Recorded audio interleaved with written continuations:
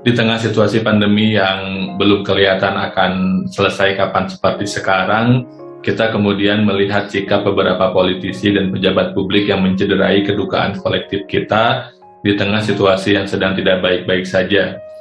Sikap tersebut kemudian membuat distrust terhadap pejabat publik dan terhadap pemerintahan semakin besar, padahal saat ini kita butuh upaya kolektif bersama-sama dari pihak pemerintah dan masyarakat untuk menyelesaikan pandemi ini. Dan dalam proses itu kita kemudian jadi ingat, jadi merindukan sosok pemimpin, sosok pejabat publik yang seperti Umar bin Khattab. Setidaknya ada empat karakter Umar bin Khattab yang penting untuk kemudian diteladani, terutama ketika kondisi sedang tidak baik-baik saja seperti sekarang.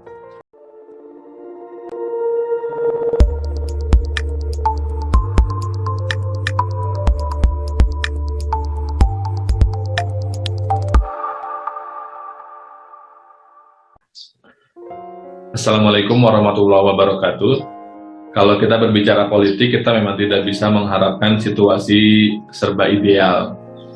Pasti ada dinamika-dinamika yang kemudian membuat ideal-ideal yang kita harapkan, yang secara teoritis harusnya terjadi, kemudian tidak bisa terjadi karena satu dan lain hal. Tetapi kontrol dari masyarakat terhadap apa yang terjadi dalam dinamika politik tadi menjadi penting agar kemudian politik dan kebijakannya dan produknya tidak bergeser terlalu jauh dari cita-cita awal untuk menghadirkan kesejahteraan, keadilan sosial, dan seterusnya. Dan kalau berbicara politik dalam konteks sejarah Islam, sejarah Muslim, kita akan ingat salah satu pemimpin politik yang paling hebat, yaitu Umar bin Khattab.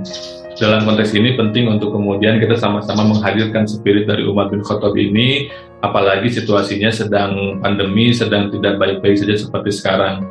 Saya mencatat setidaknya ada 4 karakter Umar bin Khattab yang kita rindukan melihat kemudian beberapa tindakan para politisi, para pejabat publik yang itu seperti tidak mencerminkan sense of crisis. Misalkan pasang baliho buat 2024, terlepas dari apakah beliau dan partai politiknya berperan penting dalam upaya penanganan COVID atau tidak.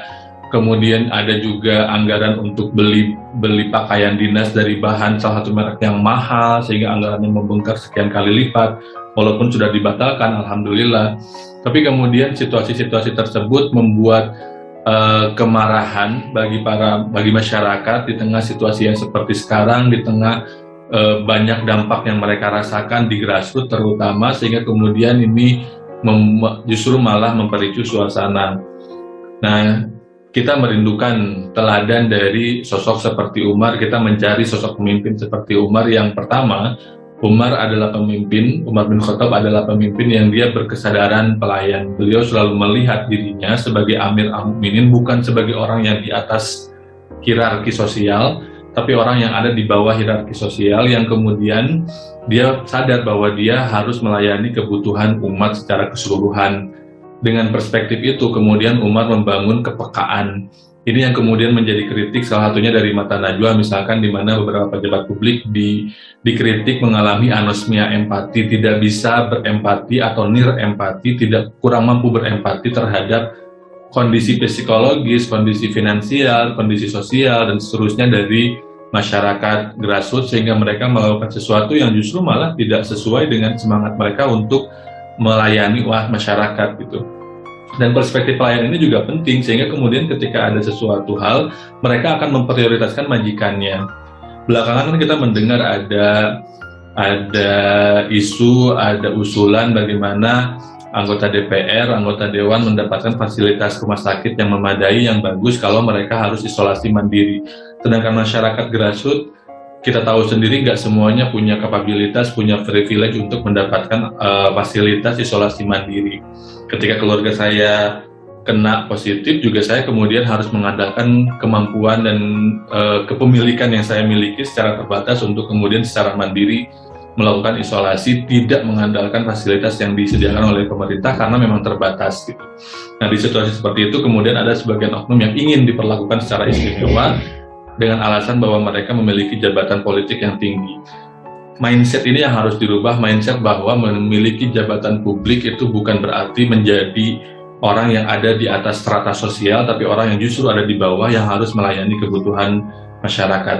Terdengar klise, terdengar normatif, tapi memang dari mindset itu kemudian lahir banyak hal yang jadi turunannya. Kalau mindsetnya benar sejak awal, maka seharusnya secara teori relatif tindakannya juga akan menjadi benar, dan itu adalah mindset yang dimiliki oleh Umar bin Khattab. Berikutnya, Umar bin Khattab juga adalah pemimpin yang berkesadaran akan tanggung jawab. Beliau sadar bahwa ada konsekuensi baik di dunia maupun di akhirat atas tanggung jawab, atas beban, atas amanah yang beliau emban, sehingga beliau sangat concern untuk bagaimana caranya bisa memenuhi tanggung jawab itu.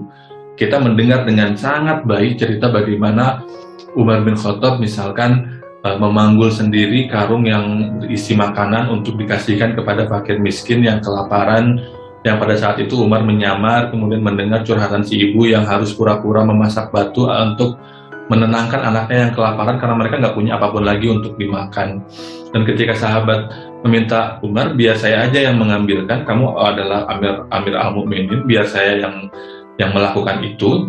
Umar kemudian menanya balik gitu, emangnya kamu mau menanggung dosa saya nanti di akhirat? Dan spirit seperti itu yang kemudian kok rasanya sekarang agak sulit untuk kita temukan gitu. Dan spirit itu juga yang kemudian perlu kita tumbuhkan.